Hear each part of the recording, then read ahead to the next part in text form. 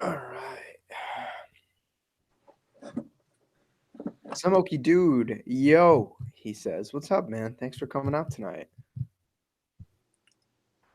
Yeah, some okay dude. He's um March 9th he's having a live stream, I think, for his birthday or something. Oh, nice. Yeah, Well, we could crash that party maybe. yeah, we'll see if I'm not at work or something. But I mean, I'm sure we'll have a stream before then. We'll have to wish him a happy birthday on the stream. Yeah. Infinity Comics Latino. Hey guys, what's going on, Infinity? Thank you for coming out tonight, joining us.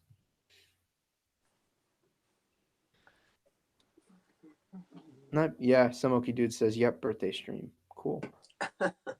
Alrighty. Well, we already got some people watching. Why don't we get guns a blazing? All right, get going. Hey guys, welcome to the 21st episode of Let's Talk Comics, where myself and another co-host in the comic book community talk about one of the many facets of the storytelling medium, whether it be creators, constructs, storylines. We pretty much hit it all. This week we have the proverbial, the explosive comic boom. Thank you so much for joining us again tonight, my friend. Well, it's good to be here, Dark Knight. So it's always good to shoot the shit with you. It's always. We'll have to do one of these, like, have drinks and just find a really interesting topic that would be great to go at. Well, I often sneak a drink in here and there anyway, so that's gonna happen regardless. I feel like theoretically, because this is the 21st episode, it would have been a good one to do it. But hey, different countries, different things. Uh, We 21 years old. We're officially over the age of majority in for most states. there we go. That's how we do it. So as you guys can see via the title and the thumbnail, we're going to be talking about some comic book stories that we feel like would make great movie adaptations. Now, for me, I don't know about you, Boom, but I based my list more over on books I thought would adapt well to film, like not just something that I would like to see on screen as a fanboy. Yeah, I got a little bit of both. I got a little bit of both because right now, and because movies are so fantastic nowadays, and because of movies like Avengers: Infinity War, I mean, pretty much the sky's the limit now with special effects. And with what they've come out on Netflix, Umbrella Academy was the recent one. Deadly Class is another one that's come out. Titans. I mean, they've really taken the superhero genre and they're really exploring different avenues of it and doing a pretty good job overall. And they keep getting better. So, yeah, there's so like I said, there's so much potential out there in comic books right now for great TV series or movies. But I'm assuming we're talking movies, but I suppose we could talk to streaming movies as well, or I don't know. Yeah.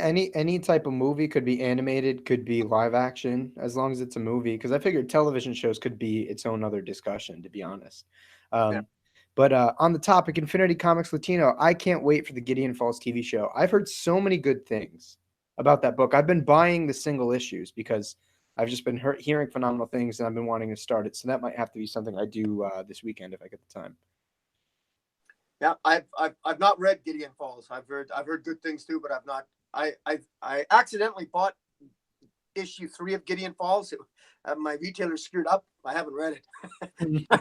I paid for a comic I don't collect, but Well, maybe that was a blessing in disguise. that's But right. speaking of comics, you guys know every week we do this stream. We like to bring up our individual pulls of the week, which is a comic book that came out this week that we either liked or were really anticipating reading due to hype or whatever. I think my pick is going to be incredibly obvious. Anybody that's been following me for really any time at all knows that I have been waiting for this run to happen.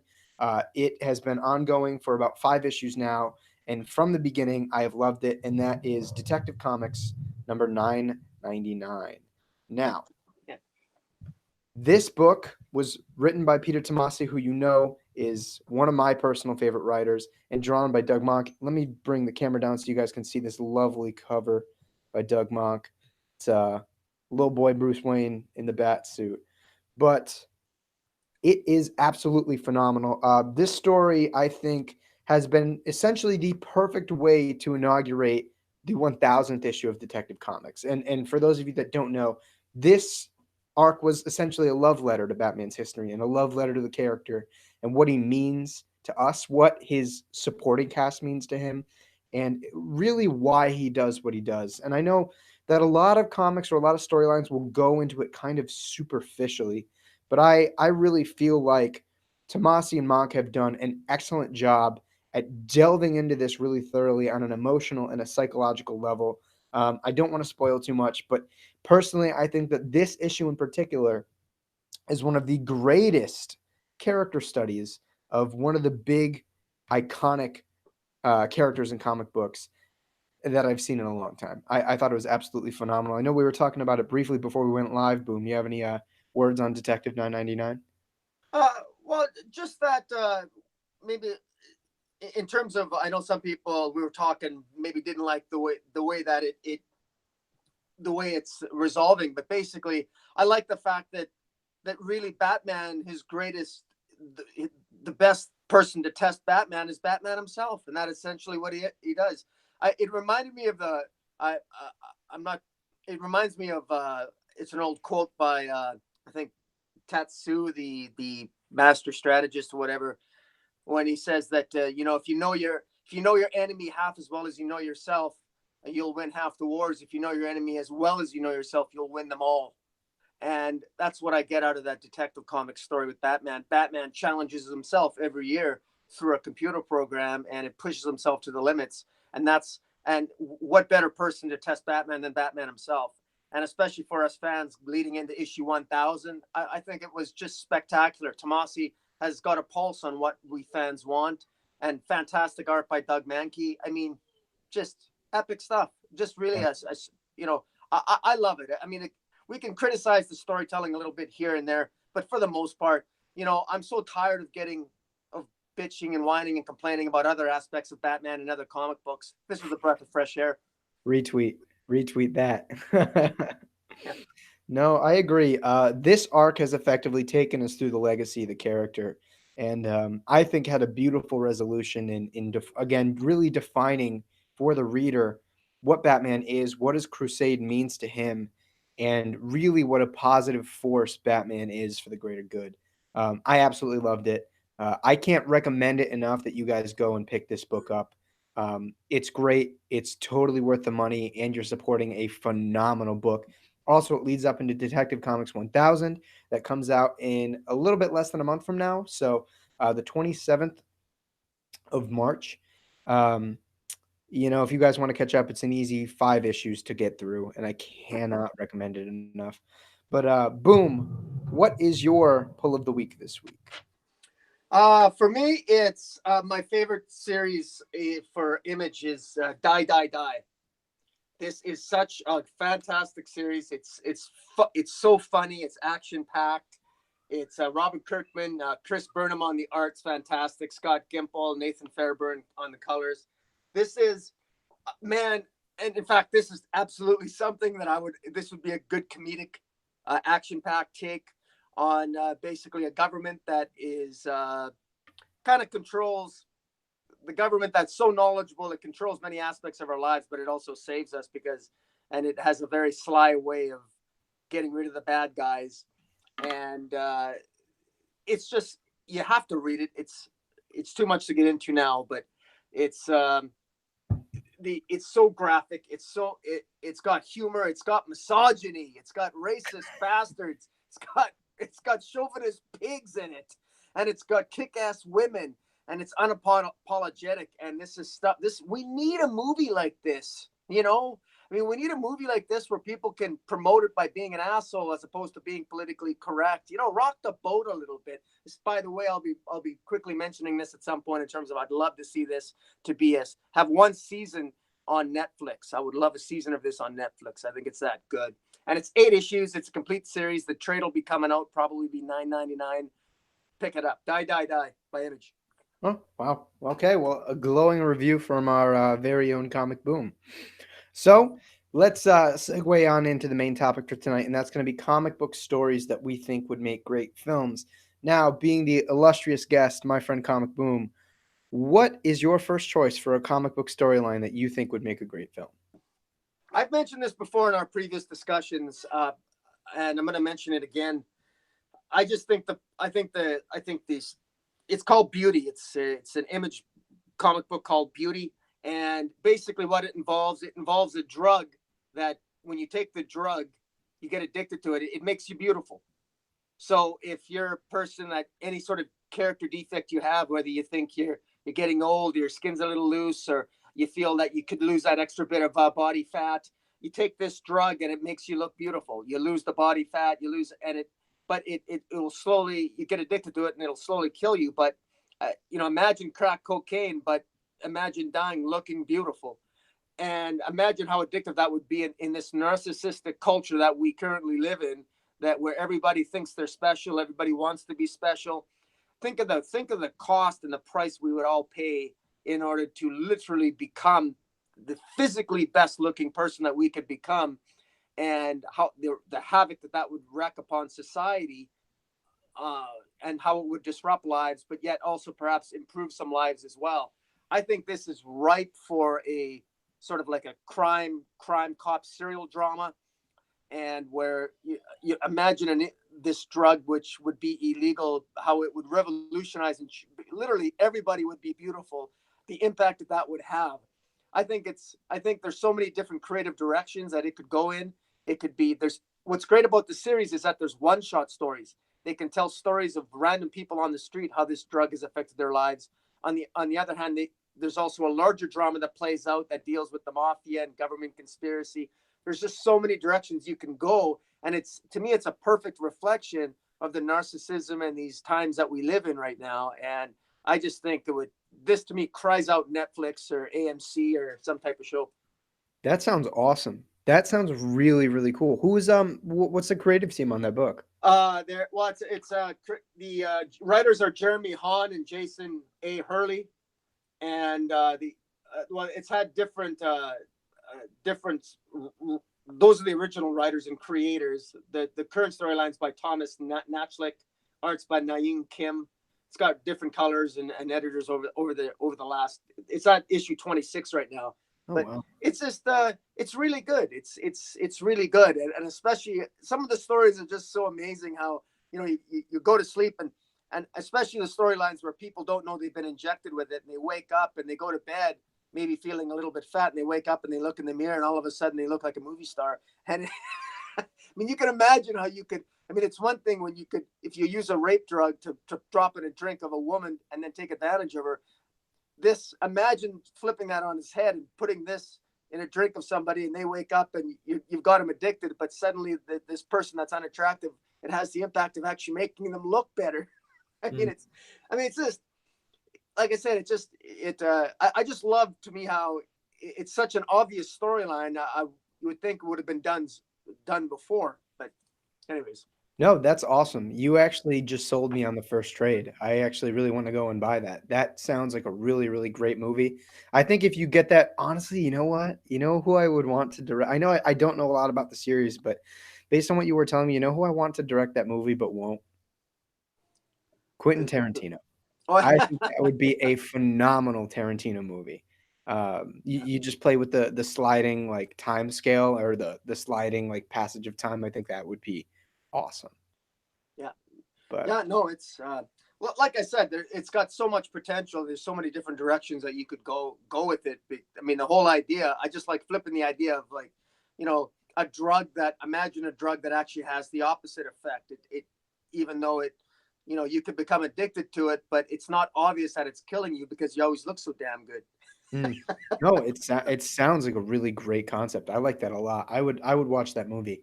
In the chat too, Samoki Dude agrees. He said that sounds really cool. I might need to pick that up. I definitely will. And Taylor Pector joins us in the chat saying, "Hey guys, thank you for coming out tonight, my friend." So what do you what about you, Dark Knight? What's your So first choice? so for me, I'm gonna preface this. So end of 2018, we got that phenomenal animated Spider-Man Into the Spider-Verse film, which I happen to get the variant cover for because I love that movie so much. Um, and I know it's been floating around the internet. I would love, now I'm gonna double face this. I would love either an animated Batman Beyond film or a live action one. If we were to do animated, of course you get back the original voice cast. If you don't, I'm gonna have a hard time watching it. But I think you get back the original animated voice cast. You have them do a thematic version of this new Batman story, and I think if you can get a second film, there was an arc in the Batman Beyond comics by Adam Beechin, and it was about, I don't know if you remember Batman Beyond very well. You remember Terry's girlfriend Dana? Yes. It was kind of a James Gordon Jr. situation. Her brother is like obsessed, simultaneously obsessed with killing people, and he becomes like the new Joker, so to speak. And it's creepy and it's horrifying and it's nuts. And I would love to see that in a film eventually. I don't think you could do that for a first film, but I think eventually, after you build up the world, the characters, the dynamics, maybe a second film, a sequel, you could get into that. First one, I think you just go through and you kind of sew together the parts of the first season of Batman Beyond. I think it would be incredible, especially to see animated.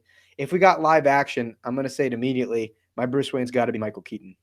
I think he would probably listen. I love Batman '89, but I think he would probably be a much better old Bruce Wayne than he was when he was in the original 1989 film. You're thinking the same type of animation as Into the Spider-Verse, right? Or am I? I mean, I don't think it needs to be, but I think that it needs to be like stylistic animation. I think it needs to be like apropos Spider-Man Into the Spider-Verse in the sense that it was very different. One of the things that I really took notice of Into the Spider-Verse was that it really acknowledged and indulged the beginnings of Spider-Man, right? It came from a comic book, and you get a lot of that in the visuals. You get a lot of that dot work. You get a lot of what's that called? It's like screen shading or something. And then if you notice at times, like in a comic book, the forefront, the characters in the forefront were perfectly in perfect resolution, whereas the background was kind of blurred, like old school comics, or kind of like how after Miles got bitten was when we started to see his internal monologue. I think that attention to detail and that kind of embrace of the comic book medium where it came from, I think you take concepts from that and you put that in an animated Batman Beyond film. Again, if it's animated, it's got to be the original voice cast: Kevin Conroy, Will Ferrell, all those guys. If you're doing a live action, I all I know right now is that I would want Michael Keaton as my old Bruce Wayne. Yeah, I love that idea. I've been complaining for years with how I always thought DC's animated movies that keep coming out. I've always thought that the quality of their animation has sucked. I I agree. always thought that, and to be honest, I've always and I realize that they keep getting better, but they're still mediocre. I mean, they should be spending when you have like Pixar spending hundreds of millions of dollars doing The Incredibles and making billions of dollars at the box office. Why Warner Brothers has not done that with a DC property, and why? I mean, and it took Sony uh, to basically go out on a limb and take that risk. And by the way, I love Sony. I think Sony made a mistake selling out back, giving Spider-Man, licensing Spider-Man back to Marvel. I think that was a mistake.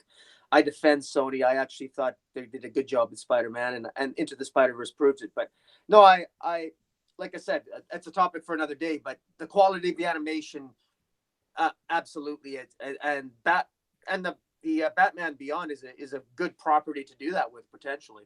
Mm. Yeah, I think it would be really, really great. There's a lot you could do with, especially in terms of, again, finding a really stylistic animation to go with. And I think that especially the type of like three-dimensional aesthetic they gave to New York in Into the Spider-Verse would look great on New Gotham or Neo Gotham. I think it would just look incredible. Again, you get that voice cast. They are a proven, seasoned voice cast. I mean, my God, having Kevin Conroy on the big screen again, oh my gosh, that'd be phenomenal. Um, but yeah, that's definitely going to be my first pick. I guess I'm falling more in love with an animated version, but if they give me a live action Batman Beyond, I certainly wouldn't complain. But yeah, on to you, my friend. What is your second pick for a comic book storyline that you think would make a great movie? I There's one that's it's well, I'll go with a little bit more conventional here because we talked about this before, but I really think that Hawkman isn't done yet. We're only at issue 9, but I think the first 12 issues of Hawkman, I think would make a great movie. I think Hawkman could potentially be. I'm going to go out on a limb and just say it. I think Hawkman could be a Star Wars epic level type of movie series, a trilogy, with all his different lives that he's lived. The fact that this is building up to all of his reincarnated lives are going to be battling the Deathbringers. They're all going to be existing at once at the same time to fight the Deathbringers. They're hinting at that. Imagine if the opening movie is basically Carter Hall, him discovering his past lives, it ending with hints of the Deathbringers, hints of different past lives, that hints at maybe a multiverse, and the second and third movie. I mean, I think you're dealing with science, you're dealing with different planets. Everything is up for grabs. Scenes from different planets from all over the galaxy, different worlds, all with different versions of an epic looking Hawkman, different villains. I mean, you could almost have an Into the Spider-Verse sort of thing and sort of building off that. But this could be, I just think this is, it would be an expensive movie. It would be expensive. Is it live action? What's that? Is your Hawkman film live action? Yeah, it would be. Yeah, I would want it to be. I would want. Hey, look, man. If they're gonna take a chance on Green Lantern, I think Hawkman. I say go with Hawkman. He's just, first of all, he's alpha male, and if there's one thing the movies are losing more and more now, is that we're losing the alpha male. You know, we got the beta males and we got the alpha females now. I mean, I think a little bit of return to the alpha male, and maybe I'm old school, but that's what I'd like to see, because let's face it, you know, you might be politically correct, but old school is what's still selling at the box office.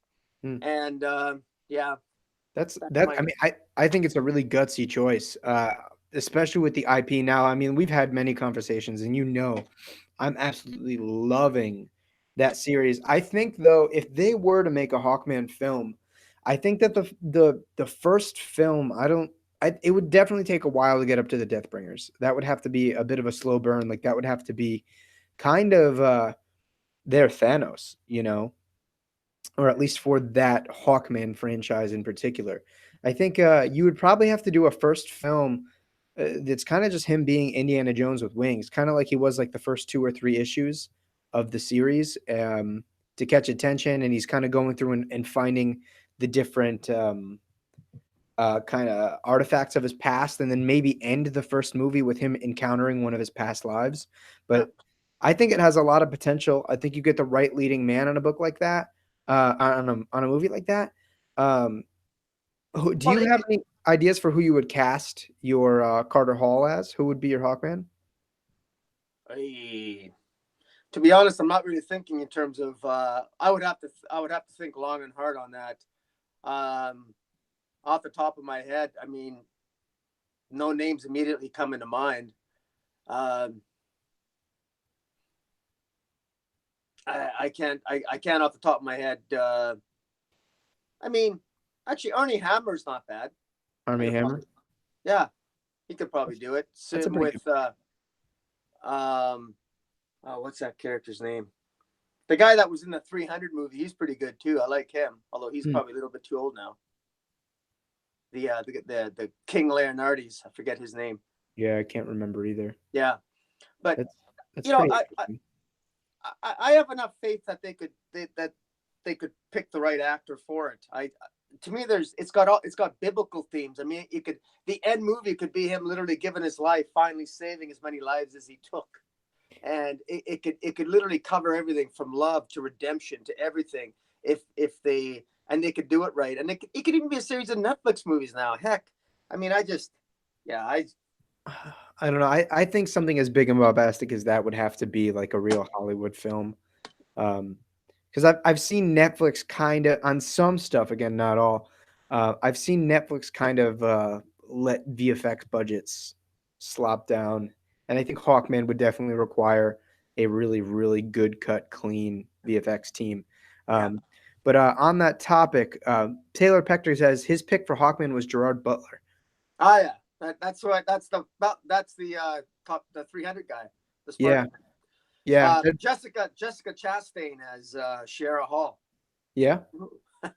Let's make it happen. In the chat, we have Matt Stockholm joining us saying, "Hey, everyone, what's going on, man? Better late than never, you know." Yeah. But no, I think that's pretty cool. I think that would be a really, really ambitious pick for a film. Again, I think that the first movie would have to deal with him kind of getting the artifacts and then maybe end it on a the cliffhanger of him finding one of his past selves or encountering him, and then second film him going through and talking to all of the past lives, kind of, and then maybe the end of the second film, the Deathbringers come in, and then Yeah. you know third film's that the big climax. But yeah, I think it'd be really fun. I think it'd be great. I think it's a good pick. I definitely would not have thought of that myself. What's your next one? So my next one, let me think, because I had a couple different ideas here. Let's switch it up because we've done some DC stuff. My Marvel movie that I would pitch is Daredevil, Guardian Devil. It was part of the Marvel Knights line, written by Kevin Smith, drawn by Joe Quesada. And I think that for me, if you're to do this movie, you continue with the cast from the show. I think it would make sense kind of chronologically where they've been going with the storylines. You have it pick up because in the last season of Daredevil, spoilers, it's been out for like 6 months. Matt really struggles with his faith. And Guardian Devil has a lot to do with faith because here's your chance to click the mute button on me now for a couple of seconds. At the end of the first issue of Guardian Devil, Matt Murdock finds a baby, and I think it's either in his apartment or in his office, and it's either the baby of it's either a child of God or the spawn of Satan. And Matt is kind of like deciding on whether or not to protect it, let it die. He ends up obviously, making some the better choices. But I think that would be a really great movie. It would be fairly low budget. You don't have to put a lot of money into it. Again, you keep the same cast. You have the dynamics. I think we've built up to this essentially because, again, the third season was Matt kind of finding solace in his faith, or at least trying to find a more rational solace in faith, which doesn't always mix together. And then here you kind of reinstill some level of that faith, and but you don't make it easy. You know what I'm saying? I think that it would be a really interesting story. The cast has proven themselves. Charlie Cox is my Daredevil, and yeah, I think it'd be a pretty fun film. I agree with you. Spike Valentine and I, we did an entire video, an hour and a half video. We reviewed Guardian Devil, and yeah, it's great. It Marvel. I mean, it catapulted Marvel Knights. It actually, arguably, that series saved Marvel Comics back in 2001. In many ways, and we put Joe Quesada on the map. It was that success that ultimately catapulted him to be editor-in-chief for a long time for Marvel Comics. So it made his career, as well as Jimmy Palmiotti. So it's an epic tale for a reason. It's that good. And yeah, and just to build on that, one thing, and I'll avoid the spoiler, but there's a major death that happens, and a major death of a major Daredevil character that, quite frankly, that I find that if there's one thing that movie makers and Netflix movie makers tend to avoid now is they're afraid to kill off major characters. I find, especially now if they're female, and I realize and frankly, I think they're doing it for all the wrong reasons, political reasons and otherwise. And I'm not trying to get political on when I'm saying this. I'm just saying it's because it's a fact. I think they make a lot of story. They change. I think a lot of storytelling is lost in these classic tales because they try to change them for today's, thinking they need to change them. And what I like about Guardian Devil is it's a fantastic story. It's got loss, it's got redemption, it's got pain, it's got suffering, it's got misdirection, it's got mystery, and I totally agree. That's an excellent choice. Yeah, I mean, it makes sense, the Netflix series was phenomenal. How do you do you agree with me? Do you think that we keep it in the same continuity, same cast, whole? I do. I do. There's no reason why you couldn't. There was, I should say, and if you watch the second, or was it the third season of Daredevil, there were elements of Guardian Devil that were already in Daredevil. Like there were story elements that were kind of there.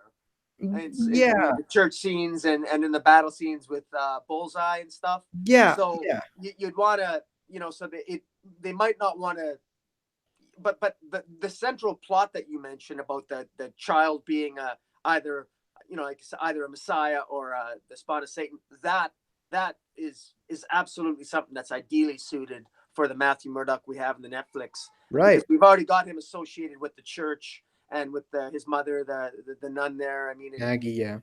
Maggie, thank you. It would work. It would work.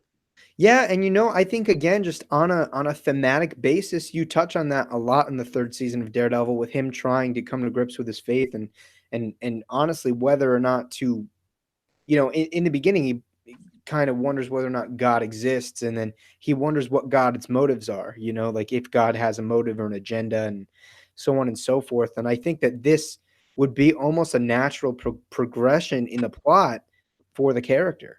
And again, the cast is absolutely phenomenal, so there's no reason not to keep them. But yeah, and it's low budget. It's low budget, and you could like, well, I mean, somebody paid to put up Save Daredevil billboards in Times Square. I don't know if you saw anything about that, but there are billboards in Times Square, New York, to save that show. Yeah. Well, I think it is going to be saved. It's just going to go to Disney. But yeah, I don't think people got to worry. Daredevil's not going anywhere. Not, I hope, man. I don't even know what to think. I really do. Like, here's the thing, and I'm always I got into like a little bit of a spat with someone because I was like, yeah, those online change.org petitions don't matter. No one cares. And like knowing that, I still signed one for the Daredevil TV show. I was like, even on like the 1% chance that I'm being a total asshole and being wrong, I'd rather be wrong in this situation. So. Yeah. I did it, but like, I mean, somebody's paying big money for that, man. Like getting a billboard, nevertheless, one in Times Square. Geez, man, you are dishing out some capital. Yeah. So Yeah. No, that's a lot of money. People got a lot of money to blow if they can throw money at, you know, I mean, because that's a lot of money for advertising. yeah, no, it is. There's no joke about it. Two, right before you get started, I did want to mention for the people that are watching us right now that have spent a half hour listening to me babble, I want to give them a chance to win a free digital comic. I have, like I did the last time we met, free digital copies of the Immortal Hulk, The Best Defense #1, written by Al Ewing, who has been doing a spot-on job on his Immortal Hulk run, which I know you probably are one of the biggest advocates for. I also love. I mean, if you want to tell the good people out there a little bit about what you think of Al Ewing on the Hulk right now, and then we'll get into how they can win. Uh, well, Al Ewing on the Hulk is just when you think of the concept of an angry man hasn't been done to death, especially in the pages of the Hulk. I mean, read Al Ewing. The whole challenging the whole theme of what's the root causes of anger, uh, you know, and getting into religion and faith and the devil. I mean, literally the devil, literally hell. That's where the Hulk goes, and issue 14 comes out next week. You got Alex Ross on the covers. You got not only that, you've got every single cover up to issue 4 now. They're going up to $20 to $25 on eBay. This is standard Alex Ross covers. Marvel is very intelligently not reprinting the original Alex Ross covers, so they always seem to have low print runs, at least in the early issues. So Marvel is even marketing this right, and they're sort of like and when they are reprinting it, the second and third prints are just replications of various pages within the story, and they got lower print runs, but the story itself is just great. It's absolutely thoroughly entertaining. It reminds you, this is the way comic books should be marketed and should be done. And I wish Marvel, well, I don't want to go off on a tangent. Immortal Hulk is just really good. It's really good, and you don't need to read anything else. That's what's so great about it. You literally don't need to read anything else. And for Marvel to actually stay on path and let Al Ewing do his thing and tell his story the way he wants to tell it, and not drown it out by editorial decree, by reference to other big events, it's a rare thing to find that in Marvel nowadays. No, well said. I can't say anything on top of that myself. So, there are two chances to win. If you are watching this live, you actually have two chances to win. If you are watching this live, please in the chat or in the comment section, however you want to rephrase it, let us know your number one comic book storyline that you want as a movie, with the hashtag CBM, comic book movie. And we'll go over it at the end of the episode, and we'll pick which one we think has the best explanation, and you will win a free digital copy. If you're watching this afterward, obviously if you're live, you can still partake. Tweet at both of us. You can find our Twitters in the description below, and let us know what. Let's see. If you were to make a Hulk movie, who would you cast as your Bruce Banner, as your Hulk? Let us know, and tag both of us over on Twitter. And yeah, chances to win some free comics. Figure I would give back to those of you who are spending your time with us tonight. But with that out of the way, Comic Boom, what is your second choice for a comic book movie you would like to see made? Hands down, it's gotta be. This probably should have been my first, but 100 Bullets. That's an excellent pick. I mean, the concept itself is, and again, I think this is so perfect for the way society. There's so much anger in society. Everybody's pissed off at somebody or someone or some institution. Wouldn't it be nice to just be to have a total stranger walk up to you, hand you a gun with 100 bullets, and tell you, "Here's a gun. It's untraceable with 100 bullets, all untraceable. You can use it. You can kill whoever you want, and you will get away with it. Don't worry about it. Here it is. Do what you got to do." And that's the premise.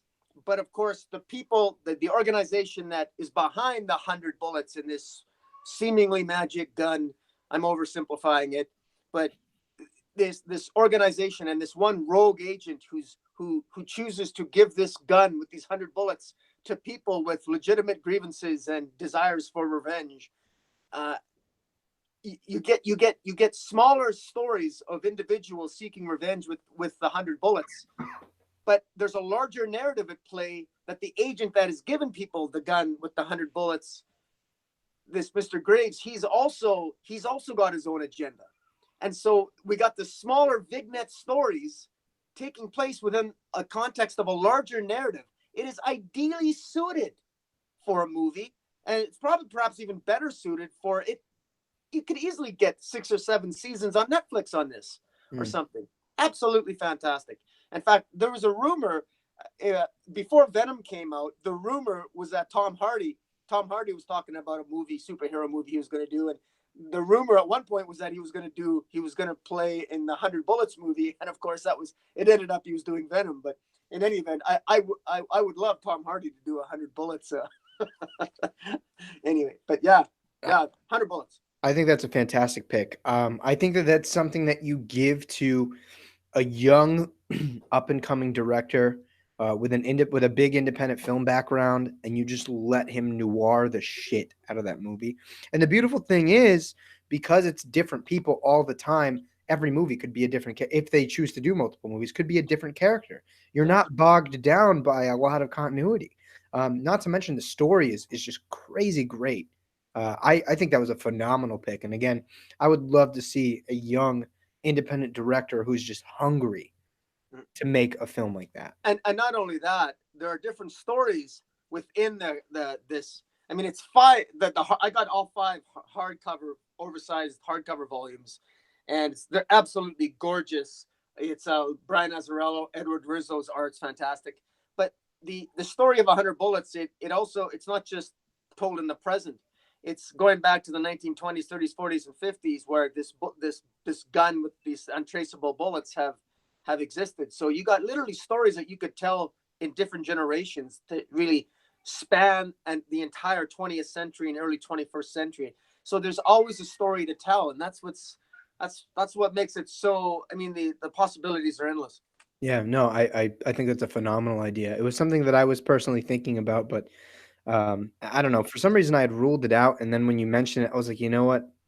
You get a great independent filmmaker, man. You just let them really, really dig in to that gritty tone. I honestly like. Wouldn't it kind of be cool to see that as like a black and white movie? Yeah, no, it would. You know, Absolutely. I You, like yeah. it's obviously inspired by Sin City. So if you give it like a similar aesthetic, I don't know if people would be upset or not, but I think that would make for awesome, awesome story. Agreed. Ex- Excellent pick. Yeah. So, what about yourself? What's your next one? Phew, I mean, you all knew that I was gonna have to give some Batman pitches here and there. Quite a few. I feel like I could probably do an entire episode of Batman stuff I want to see as films. But I think I'm gonna be riding off of the tonality of your 100 Bullets. Give me Batman the Black Mirror. And so, also, common misconception. In the Black Mirror, people often refer to the story with James Jr. as the Black Mirror storyline, and it's not actually. The Black Mirror storyline has to deal with a character called the Dealer, who pretty much has this underground black market trade going on with villain paraphernalia and such. And I think there's two stories. There's that and Skeleton Cases, and the Skeleton Cases story is the one that has to do with James Jr. I am kind of making my pitch for both of those. I would love to see either one of them or both of them. The only thing I will say is for those of you who haven't read it, this was during Dick Grayson's time as Batman, and I don't think you can, at this stage, make a Batman movie that's not about Bruce Wayne. I think you would have to change the Batman and make it Bruce Wayne to make it marketable and sellable. But for me, you get honestly, I'm kind of past casting Batman. Too many people on the internet are doing that for me, so I'm not going to go through that. But again, I think with either one of those movies, you get a younger filmmaker or maybe Paul Rodriguez. I think Paul Rodriguez would do a great job with either one of those films. Um, just really capture the visual storytelling between Jock and Francisco Francavilla. Either way, I would love to see either the Black Mirror or Skeleton Cases. Yeah. No, that's a that's a good choice. I always look back fondly on the years of reading Dick Grayson as Batman. That to me, that was one of the more successful hero replacement stories. Mm, And Dick Grayson was ideally suited. I mean, he came into his own. He deserved to be Batman. And some of the stories that came that were written when he was Batman, I think it's nice to see Black Mirror get some love and attention because I think for the most part, a lot of those stories have been largely forgotten, quite frankly, because it was Dick Grayson as Batman, or at least that's how I've always saw it. So I was pleasantly surprised. I was really surprised to see James Gordon pop up in the pages of the Batman Who Laughs. That hmm completely shocked me, and I thought that was really inspired by Tom Snyder, or pardon me, by Scott Snyder to bring him back like that because I wrongly thought I thought that he became a psychopath in the pages of Batgirl. So I was corrected by someone. I didn't realize it was Black Mirror. So I thought it was the new 52 Batgirl, but I didn't realize it was before that. So yeah, but I mean, again, it's one of these beautiful things, and there are two great things about this that appeal to studios. Is a it's Batman. It's gonna sell. You know what I mean? You could literally yeah, do nothing and have it sell, 500 million worldwide. And that's lowballing it, I think. Not to mention it's low budget. Both of those films are low budget. Um, and the more popular storyline of the two, the Skeleton Case, is having to do with James Jr., even lower budget than the Black Mirror. The Black Mirror would have a little bit of I assume CGI if you're going to play with, you see iterations of Killer Croc, so to speak, and you see another like amalgamate creature towards the end. Um, but either way, the movies are going to be cheap to make. They're going to sell. I think that you finally get that detective aspect to the Batman franchise that we really haven't seen so far. Maybe slightly in the Nolan stuff, but not as much. It was more like crime thriller. Um, But yeah, I think that you could make excellent movies out of either one of those two storylines. For you, I mean, I don't think it would detract from not having it be Dick Grayson and having it be Bruce. Obviously, I think it's clear to me that it's a far more better marketing choice to keep Bruce Wayne under the cape and cowl. Yeah. Well, well, how's this for? I mean, or just have it be Dick Grayson. I mean, imagine a TV series where Batman is dead and Dick Grayson's been Batman for 5 years already, or something. I mean, just go out on a limb like that. I mean, any reference to Batman in a series seems to have it do reasonably well. I mean, the Titans show, I don't, I had some issues with the first season of Titans, but I did think that I thought that they had with the whole Batman thing at the end I thought it was pretty cool the way it ended. So, and I'm looking forward to season 2. So, any reference to Batman can work, and the whole idea of a Dick Grayson coming into his own, I think it can work if it's done right. Yeah, I mean, it's just unless you already have a universe that's been built, I think it's difficult to do, uh, especially because they're going to try to build like a larger franchise out of it. I don't think that they can really build a Dick Grayson franchise quite yet. At least not until maybe like if Titans were to blow up, and they were to get really big, and then people would start knowing, oh, Dick Grayson was Robin, and we can get that backstory without having to waste too much time in the movie.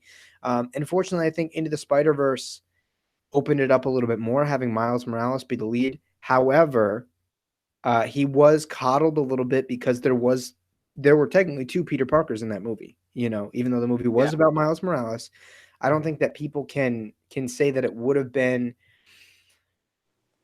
It wouldn't have such a strong reception, at least in the beginning, if it didn't have Peter Parker in there, because that's the Spider-Man that everybody knows Peter Parker is Spider-Man. So I don't know. If you were to do some crazy independent, like um, AMC, limited series, maybe, yeah, maybe you could do Dick Grayson. I mean, they're doing Preacher, so why the hell not? But if we're doing straight up silver screen film, I think it for marketing choices, it'd probably have to be Bruce Wayne. And the nice part is I don't think it detracts from the story at all, really. The only thing I can think of was like at the end of Skeleton Cases, they introduce uh Sonia. It wasn't Sonia. It started with an S. Sonia Zuko. Maybe it was Sonia. But the daughter of Tony Zuko, who, for all of you who are Right. big Batman or Robin fans, you know that he killed Dick Grayson's parents. But that wasn't a super big beat of the story. And I think that you can still have a level of emotional impact because, I mean, for all intents and purposes, Dick Grayson is Bruce Wayne's son. You're just like, oh shit, like this is the daughter of the guy who killed my son's kid. But man, it's gonna bother me if I don't get the name. Hopefully, someone in the chat is well informed and can uh, agree or deny as to whether or not it is Sonia Zuko. Is it Sonia? I Wait. That's speaking a memory of mine. I think you're right. I don't know if it's Sonia, but I remember him having a daughter. I never did get the trade. I got the comics buried in my shed somewhere. I know that she changes her. Yeah, it is Sonia. Okay, it is Sonia. I was gonna be really ashamed because I just read it this week. Um, yeah. Either way, I think it makes for great storytelling, great character story, and just a freaking blast. But what would your next choice for your comic book movie be?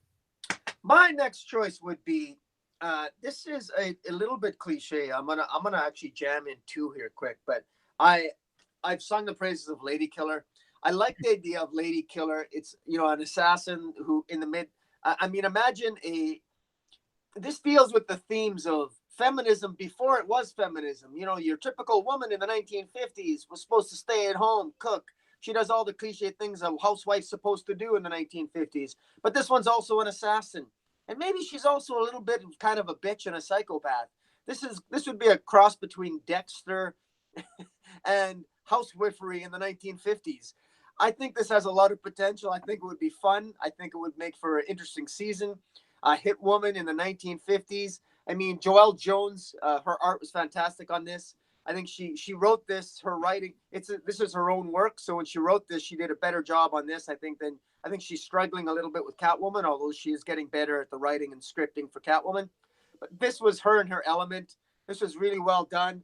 It's got blood, guts, and gore, and I think it really it could explore all the themes of a woman sort of maybe born 30, 40 years before maybe she should have been born in the 21st century, but she was born in the 1950s with an attitude and an inclination to kill bad guys, or maybe kill anybody if the price is right, is high enough. Yeah, I mean, I think we're really riding high on this kind of like crime noir, crime thriller wave, but I've heard nothing but good things. And again, the beautiful thing is it's low budget, man. That sells. Low budget turns, can turn efficient profits. So, well, I mean, it's not even so much about low budget, although that's certainly relevant for the cost of making a movie, of course. But it's about character, because I mean, how often do we say the same things? It's true for comic books, and it's true for multi-million-dollar movies.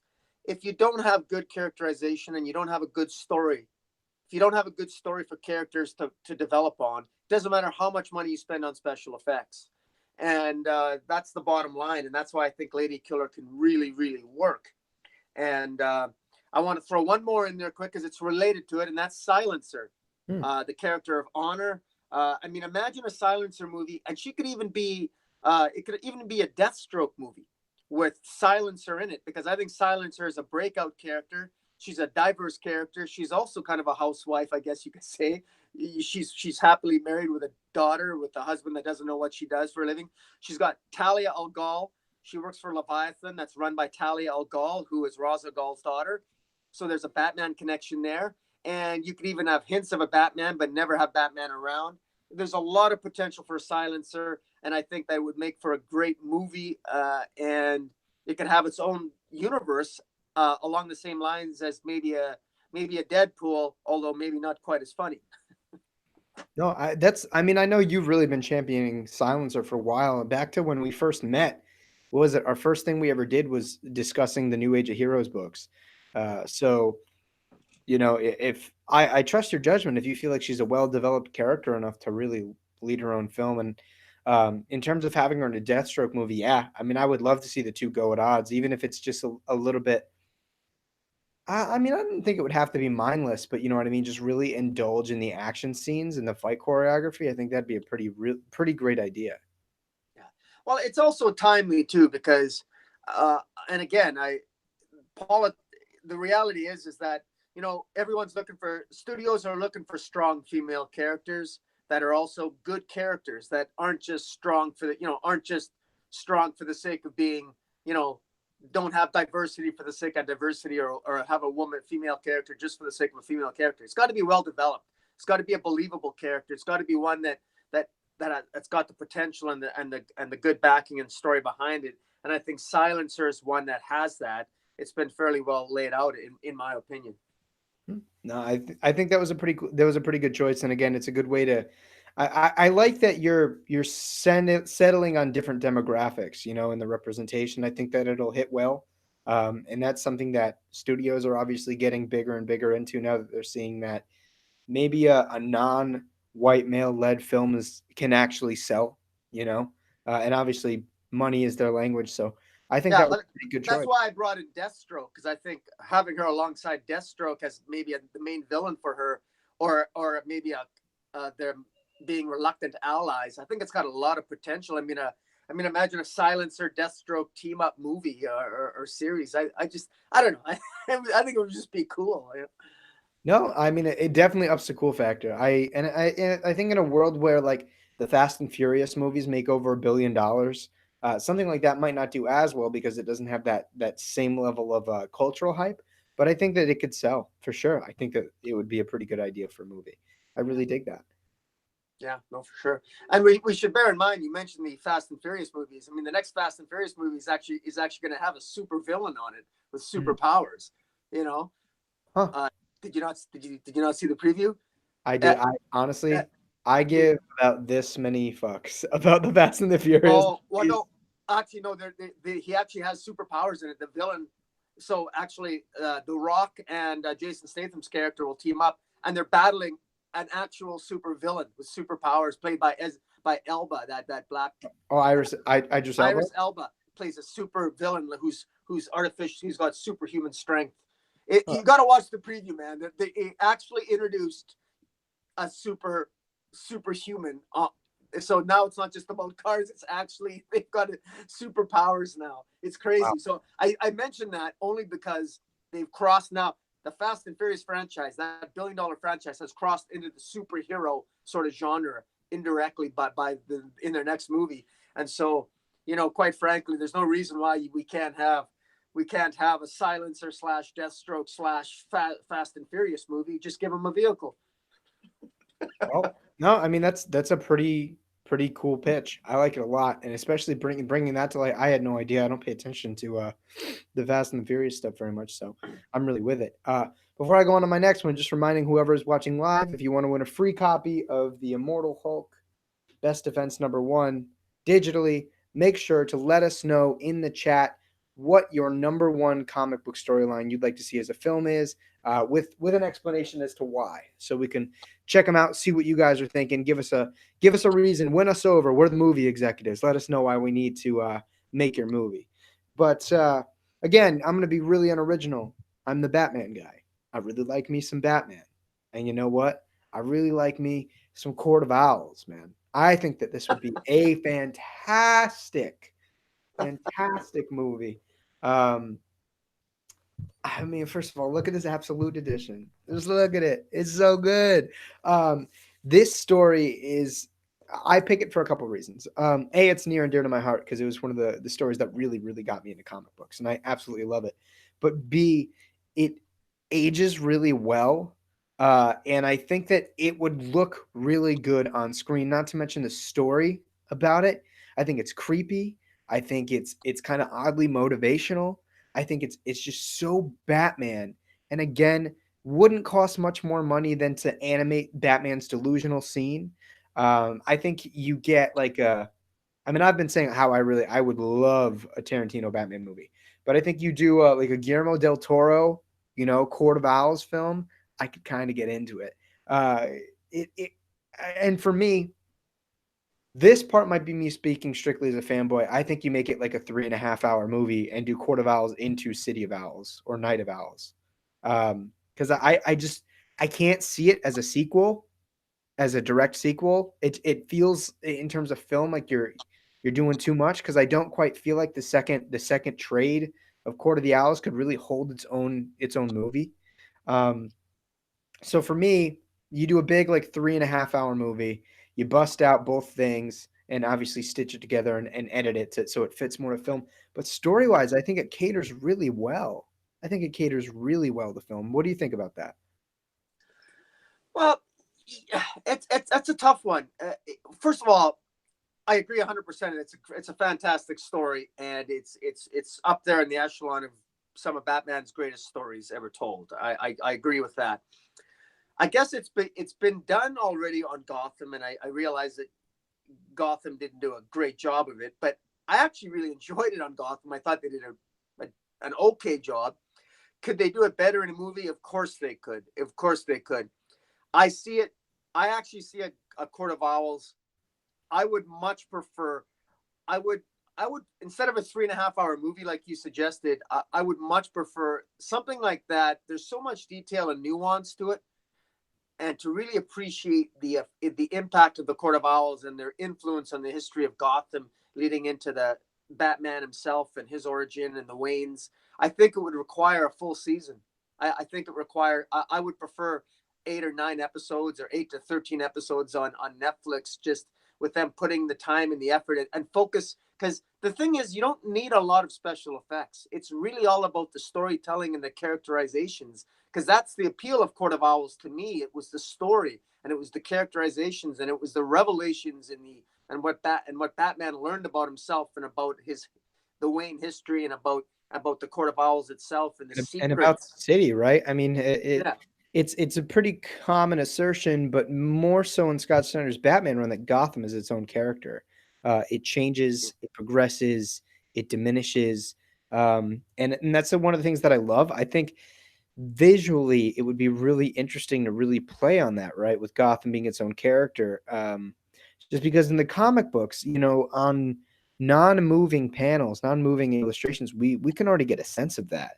And I think visually would just be stunning. I personally, the my only thing about it being like a streaming platform television series is I don't think Warner Brothers ever does a fully committed Batman like live action television show. I think they save it for the movies. Um, because they always dance around it. I mean, for God's sake, Smallville had what, 10 seasons, and you never really got to see him with the suit. We will never. I don't think. I mean, maybe I'll eat my words, but I don't think we ever see this kid on Gotham in the bat suit completely. We'd only seen, shadows and like side glimpses of Batman and Titans. I don't know if we're in a world where we get a great Batman kind of limited television series. That's my only thing. I think it's a good idea. I just don't think we see something like that from Warner Brothers and DC. Well, well, to put it another way, they have the multiverse, so there's really no reason why we can't have our cake and eat it too. Yeah. I mean, uh, we have a preference. You and I can have different preferences in terms of, well, it should be a 3.5 hour movie or a stream. I don't know. Why can't we have both? I mean, I because nowadays, I mean, who knows what the future of well, movie making is going to be? But I mean, we already have. I mean, a Netflix movie was nominated for an Academy Award, for God's sakes. I mean, That's times are true. changing, my friend. So, you know, sky's the limit, and I, but the prop. I don't think there's a single director I would have faith in right now to be able to do justice to Court of Owls in a 2.5 to 3.5 hour movie. I think that story is just, there's too much there in my opinion. I think in order to capture all its magic. I think maybe like a David Fincher would be a fun choice. But yeah, I can see what you're saying. Again, I don't know if I have I don't have a director locked in for this idea, but I think that it provides a lot. We get a lot of character out of it. We get a really enticing story with a lot of questions to ask at the end of it.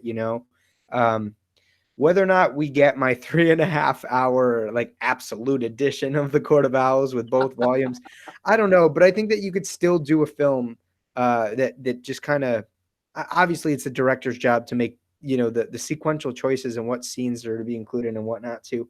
But I still think it would make an incredible movie because I think there's a lot that you can cut out for film, and I think that the most important parts would ring true. And there's just a lot visually that I would love to see. Storytelling wise, I think would be awesome on screen. And you know what? I think the general movie going audience is pretty done with the Jokers and the Two Faces and the Riddlers and whatever. I think you do something fresh. I think the Court of Owls are a fantastic villain. I have a Court of Owls tattoo on my arm. They're one of my favorites of all time. They're strong enough, I think, to hold a movie, maybe even two. Um, I think it has the components. Not to mention, again, it's low budget. It's Batman. It makes money. You get the comic book fans in there immediately with the Court of Owls. Um, I think visually you try to go as true to form as you can, but I think it would make a great movie. But in the chat, Koala One says when Damien inevitably enters the DCEU, because you know what's happening, Tomasi's first Batman and Robin story arc, Born to Kill, would be an excellent story. See that I don't think we ever get Damien in the DCU, Koala. I'm gonna have to hard disagree with you there. Just because excluding like Chris O'Donnell as Robin, he was kind of an adult when we got him there, and we haven't gotten him since. Like we haven't gotten a serious iteration of Dick Grayson in like the I don't know if you're talking like the Titans television show, maybe, but like in terms of the movie universe, I don't think we ever get Damien, to be honest with you, because we haven't really gotten a Dick Grayson. Boom, what do you think about that? Well, I think you're right. We haven't, but I like the idea though. Oh no, I mean, I think, and let me tell you, the kid actor that got me. You got to watch Umbrella Academy. The kid that plays number 5, the time traveling kid. he's a basically a 50-year-old man trapped in a 12-year-old body. The kid, that that young teenager that plays that character, and he's like an adult, and he plays it like an adult, but he's like young. He nailed it. And I'm telling you, if there was, I mean, just imagine, even if it was a streaming, have DC put out a streaming service, 13 episodes of suddenly Batman's presumed dead, and then all of a sudden this 13-year-old kid shows up. He's cocky, he's narcissistic, he's unlikable, and yet everybody kind of likes him because he's kind of a dick. In other words, he's Damian Wayne.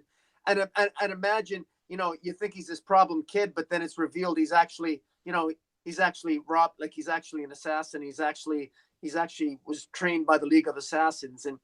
And I think there's a brilliant story there. And, there's this kid looking for his dad. He's going to find Batman. He's going to find his dad, and have the premise of the story be him looking for his Batman, because Batman's presumed dead, but he can't believe his dad's dead. And because his dad's Batman, and he's lost his way with the League of Assassins. And it could be this quest for this 13-year-old narcissist kid who maybe is unlikable, but he's searching for something, and it's the story.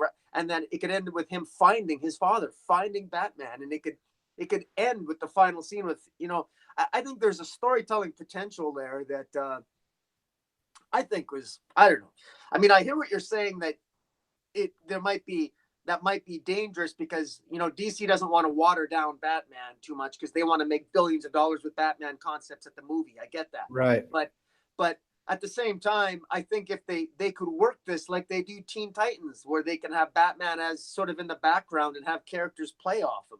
And I think Damian, they could do that with Damian, and that could even branch off into a sort of like an Adam Glass Teen Titans.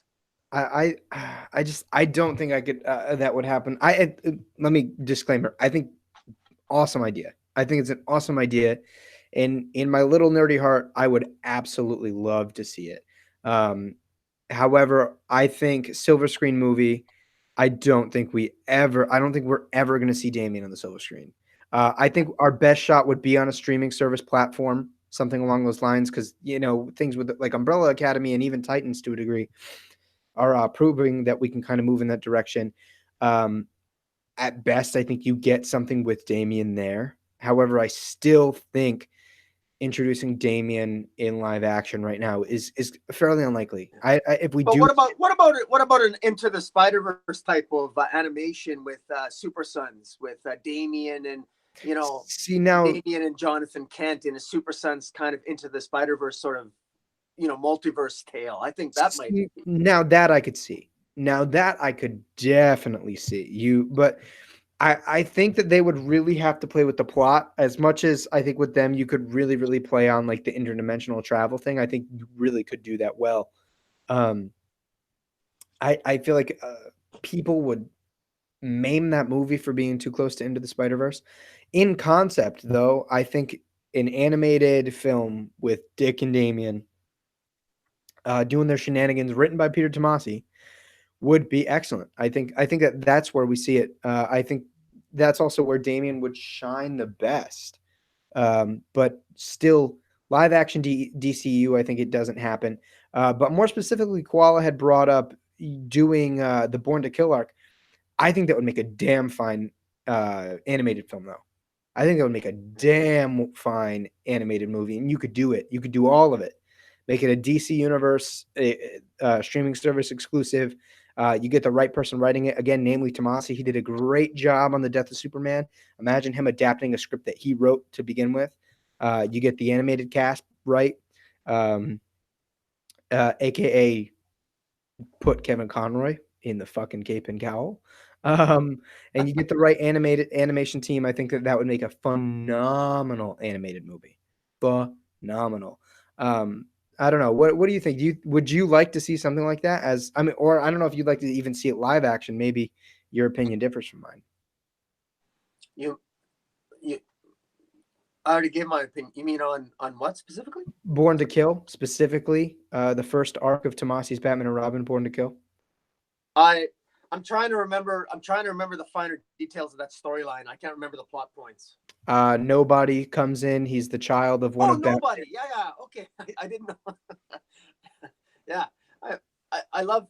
I actually, I love the daughter of nobody. I love the girl that sort of ended up replacing him. I really quite enjoyed when she came around. But no, that was a great. That's a great plot line. Yeah.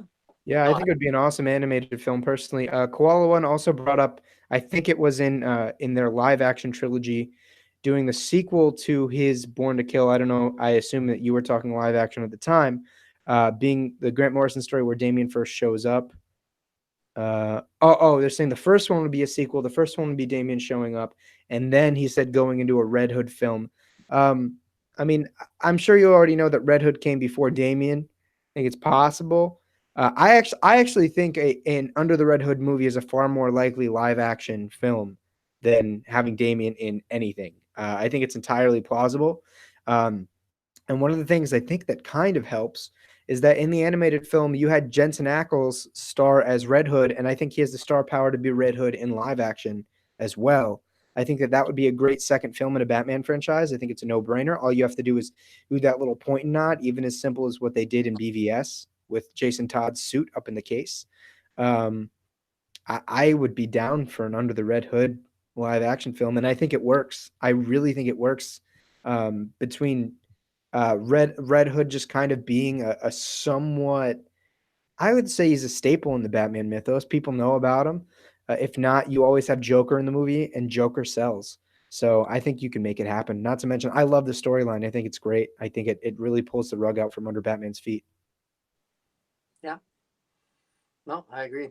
You know, as we're talking here, I got to say, I actually think, I think the storyline of DC of Metal, of that, if that was a like a sort of an Into the Spider-Verse type of animation, a Batman, that the Metal story with all those incarnations of Batman, those different versions of Batman, and the Batman Who Laughs. I think that would be great. And if it was successful, it could branch off into the sort of the larger narrative of the Perpetua and what they got going on with the Justice League and the Legion of Doom. I mean, they could really, really, really expand on that. You know, just sort of thinking about it, if they were to, because that's a pretty epic storyline. They would have to streamline it a bit. But I mean, you got all those Batman characters. I mean, it's a recipe you'd think for financial success. I mean, imagine Metal with all those different versions of Batman, cool versions of Batman, good, bad, evil, and all the in between, and different Justice League versions of Batman, which is what really Metal was, and going into the darker elements and the darker multiverse. Boy, it's just right for that, and I think it's ideally suited for animation, and maybe even more appropriate for the different types of animation and the different styles of animation that we saw in Into the Spider-Verse as an example. I think it just cries out. It's perfectly suited for it. The more I think about it. Yeah, no, I mean it makes sense. Hopefully, it's better written. But yeah, I think tonally and visually it makes a lot of sense, and you could do. It'd probably have to be more than one movie though. It'd probably have to be. You know how they kind of split the death and return of Superman. I think it'd have to be something like that along those lines. Hopefully with better animation. But yeah, Yeah.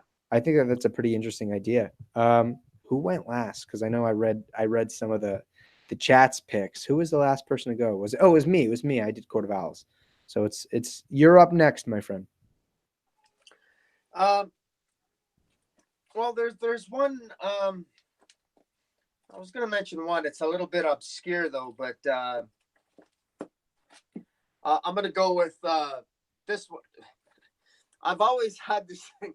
I've always loved Shaolin Cowboy. I don't know if you know if you've ever seen this one. This is Shaolin Cowboy. He's basically he's a Shaolin monk in the West, and it's drawn by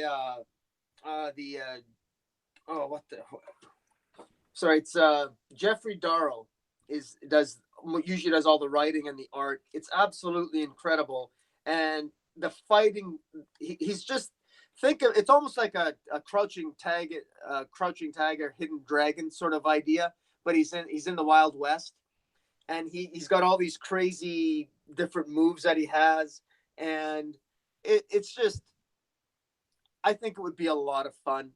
It would just be it would just be insane. It would be absolute. It's like the old kung fu series, but on steroids. It's just absolutely insane, and blood and guts and gore. It would now this would be something you want Quentin Tarantino to direct because he's just a kick-ass Buddhist monk, and he fights like armies all by himself, and it's just insane. And if you look at the art, this is I got the entire. The art can be so. This probably isn't the greatest, but he does battle against literally. He's always battling. I wish I had. I wish I had the last series that was done, because it looked like Jeffrey Darrow probably spent literally a month drawing one page of the fight scenes that is in. It's just absolutely insane. It's one of the most underrated. If you ever have an opportunity to get a trade of Shaolin Cowboy, I mean, absolutely pick it up because you won't be disappointed. But I would love to. It reminds me a little bit of that. Oh man, I'm sorry, I'm forgetting the name of it on Netflix, but it's Ip okay, I Man, lost my thought. What's that? Ip Man, IP Man, Ip Man. Well, it's yeah, it's a combination of the Ip Man too, but there's that series where it's got Four Kingdoms. It's a Netflix series where the guys they got their eyes glow red or turn black, and then they're possessed. And I'm not sure. Maybe someone in the chat will help you out. oh man, what is it? Anyways, I'll think of it, but that would definitely be something. Would be my vote. Yeah, I mean, it sounds like a blast. It sounds like a really good time, and obviously, just kind of high octane adventure definitely sells. So, yeah, I mean, it sounds like a pretty fun movie. Speaking of the chat, I guess I didn't finish going into when Koala One was referring to their Batman trilogy. It would be an introspective trilogy as well, dealing with the past sins as another theme for every character. Yeah, I think it'd be pretty interesting. That's a good idea. Silver Batman Ranger. I would love to see Damian in 3 big screen, man. I assume he meant on the big screen. Oh, okay, yeah, he corrected himself. Okay, yeah. I mean, I'd love to see it. Like I said before, I don't think it's plausible right now on the big screen. Maybe on a streaming service. Taylor Pector chimes in. Most of my favorite comics, I think, would make better TV series. For example, I would love to see either Criminal or Fatale be adapted into a TV series. I think that's also just telling of what this generation is becoming, right? Like we're getting all of these very cinematic television shows. I would even beg to say that a lot of the Marvel Netflix shows were kind of just long movies. And I think that if you had said a television show about that maybe 15, 20 years ago, more people would have kind of like batted an eye about it. But nowadays, yeah, I found myself looking at a lot of what I was coming up with and thinking, man, I would love to see this in like 8 to 10 to 12 episodes, like get it fully fleshed out and doing that. Also, Taylor got me on to reading Criminal by Ed Brubaker, and I have the first 2 issues kind of sitting over here by my side that I haven't gotten a chance to hop into yet, but I've been eagerly awaiting the chance to read those books, so I'll definitely be checking them out soon. Yeah, Criminal is ideally suited for a Netflix series or some streaming service. I've collected Criminal since it came out. God, it's got to be over a decade ago. And the hardcovers, I love them. I collect them all. It's well worth it. Ed Brubaker. There's a reason why. The only sad part with Ed Brubaker being so bloody successful with Criminal is that he's not doing much Marvel or DC work anymore, because this is the guy that did Gotham Central with Greg Rucka. So if Brubaker knows his stuff, he's got the classic Captain America run. I mean, whatever the guy puts his mind to, he does a fantastic job on, and his characterizations are spot on. He also did Kill or Be Killed, which, by the way, could also be a great series. That could also be a fantastic, I would suggest 12, 13 episode run. Kill or Be Killed is just great. I mean, if you pick that up in a trade, that's a really good story as well. A lot of good stuff. Fade Out, another great series by Ed Brubaker, taking place in the 1930s, 1940s Hollywood. really good stuff. I mean, and he always has the illustrious. Uh, Help me out. Who's his artist? His go-to Sean artist? Phillips. Thank you. Right. Fantastic. Fantastic. Yeah, I mean, I love Brubaker. He's a chameleon. He's one of those guys that just kind of does well in every book I've seen him do between Marvel and DC. I actually have an omnibus, or I think it's the first omnibus to his Captain America run over here, um, Nice. which is absolutely fantastic. And I think his Batman, it was Batman, right? Yeah, he was on the actual Batman title. His Batman work was pretty exemplary. I think it's one of those kind of hidden gem runs that not a lot of people talk about. So I'm really excited. I I am not kidding when I say I have been wanting to read like Criminal since Taylor got me to pick up the first issue, and I literally brought it to work twice to read it on my break and didn't end up getting to take a break. So you can blame my job, or I can blame my job at least. But I see a lot of people giving us some really cool ideas for movies. Let us know with the whys, man. Let us know why your intended intellectual property would be a great movie, so that we have something that we can give away to you. Again, the free Immortal Hulk comic. I think this next one will probably be my last one, so that we can kind of wrap up for the night. And I guess I'll finish it off with something that I had in a thumbnail. I don't know if anybody noticed it. I would love to see a really stylistic Sandman film on animation. I think that you make this very, very kind of, and when I mean stylistic, I mean really stylistic. Like, I want the visuals in the animation to be something I've never seen before. And the only reason I don't say live action is because I think it would be far too easy to ruin in live action. However, if you found the right people to do it, obviously I would take that. But I think it's with animation, the beautiful thing is you could make so many of them and not have to put in nearly as much money. And that's the thing about Sandman. Sandman, it's very much a sequential story. It's huge, has this massive tapestry to play with that I would love to just see a series of animated films following Morpheus, starting from the beginning, obviously. And again, you get the right animation team and the right modeling team on that, and you could make it look visually stunning. And the thing is, Sandman is kind of one of those things that's like simultaneously a niche audience, yet one of those stories that non-comic book readers will even give a lot of praise to. You know, it's won a lot of awards. It's seen in a lot of very positive lights amongst non-comic book fans. I think that the appeal is out there for it, and I think that again you have the right people on it. Neil Gaiman has not been afraid to executive produce for a lot of his properties, so I think you get him attached to it and you have an absolute win there. I I totally agree. I mean, I've got the first two volumes. I don't have. It's funny. I got the first two Sandman omnibuses, or the absolute editions, volumes 1 and 2, but I don't have.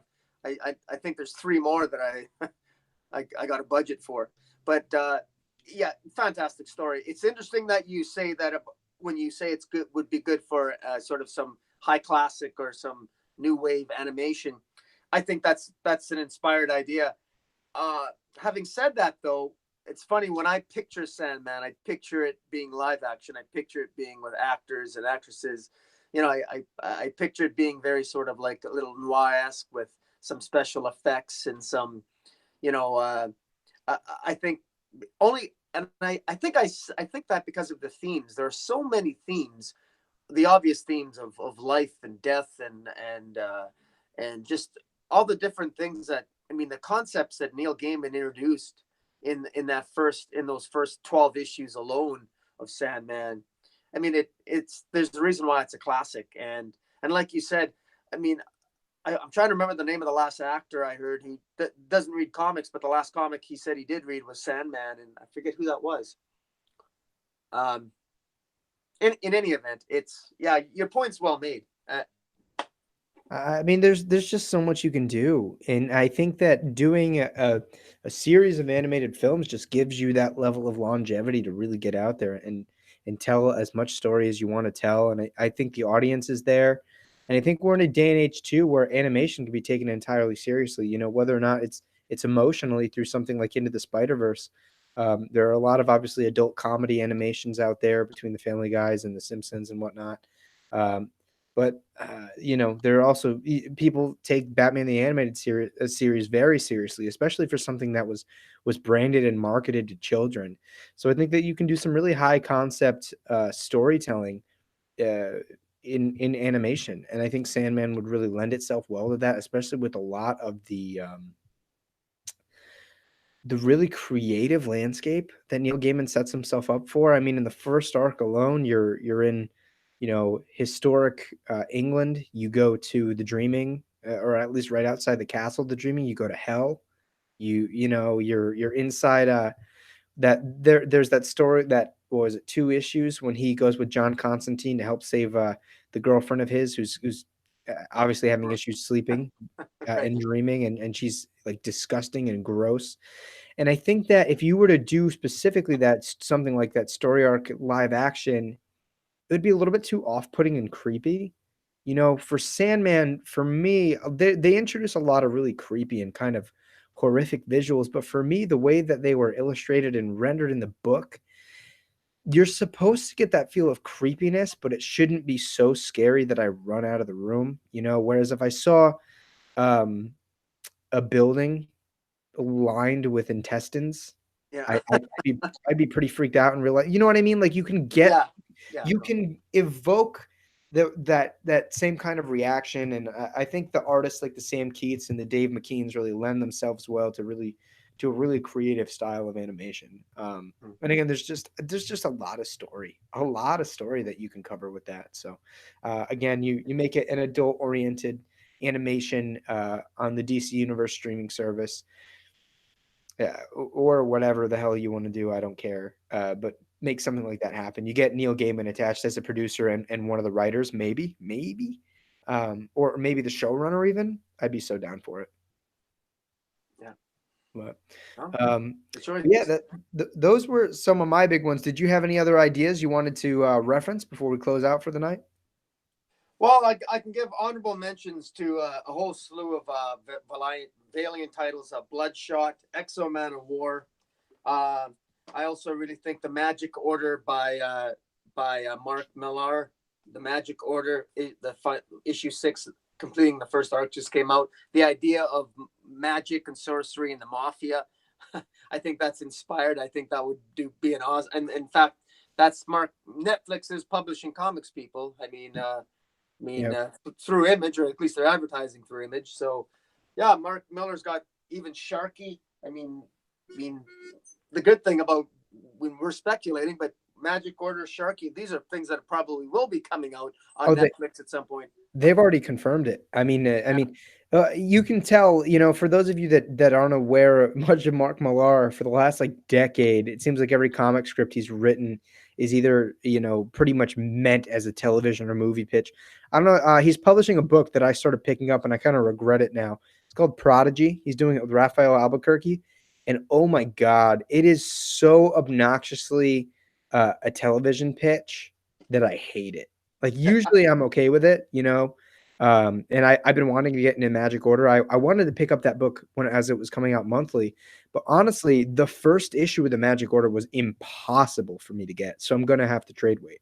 But yeah, Boom has Prodigy pulled up over there. Yeah. And Prodigy, one thing about Prodigy is that this is a male. Mary Sue is the lead character. He's perfect in every way. He's a Yeah. super genius. He's a super fighter. I mean, if this was a female character, it would be criticized for being a Mary Sue. And so for those who want to basically reverse it and want a male character that can do absolutely no wrong, that's what Prodigy is. Because this guy is absolutely perfect. And I just but he doesn't have a single flaw yet. I'm 3 issues in, but there's something about the story that I'm enjoying. I'm enjoying the central mystery in terms of the mystery that he's trying to solve. But there's no question that you can almost see that, he's so perfect that he's got no flaws at all. I kind of like, it's almost like, it reminds me a little bit of Nemesis when Mark Millar wrote Nemesis, but at least Nemesis was arguably defeated had some weaknesses, and he was ultimately defeated at the end of that arc. But yeah, so the jury's still out on Prodigy, but I can definitely understand some criticism of it. Yeah, I mean the story's been fine, but I think the character's so obnoxious. I mean, spoilers. I think it was last issue when those trained killers or those assassins are sent after him, and he's like on the ledge, and they like for all intents and purposes could kill him. He literally talks them out of it. Yeah, Like, yeah, and because he thought, yeah, people think Batman has plot armor. I mean, at least Batman like will find his way out or like beat somebody up, find the upper. He literally talks himself off the ledge. But by that I mean he talks the other person from pushing him off the ledge. It's it's too well, much for me. well, even the opening scene with him as an 11 or 12-year-old boy playing polo, and he wins the polo match for his team, but his teammates hate him, so all his teammates beat him up, and he's so angry at his teammates that as the young 12-year-old that he is, he goes and he watches a bunch of Bruce Lee movies and he learns how to fight instantly, and then he beats them up the next day God, and then quits the team. that's so hokey. That's so hokey, Yeah, I man. know.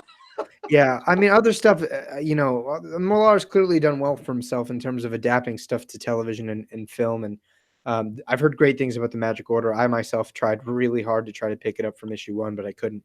So, I mean, I'm sure it's going to take off. Now we'll, I guess, before we close out, we'll deliver on that promise. Go through some of these where people gave explanations as to what movies they were picking. Frankly, I don't see a lot of explanations as to like them pitching a movie. There were a couple reasons as to why they think that it would be movie versus television.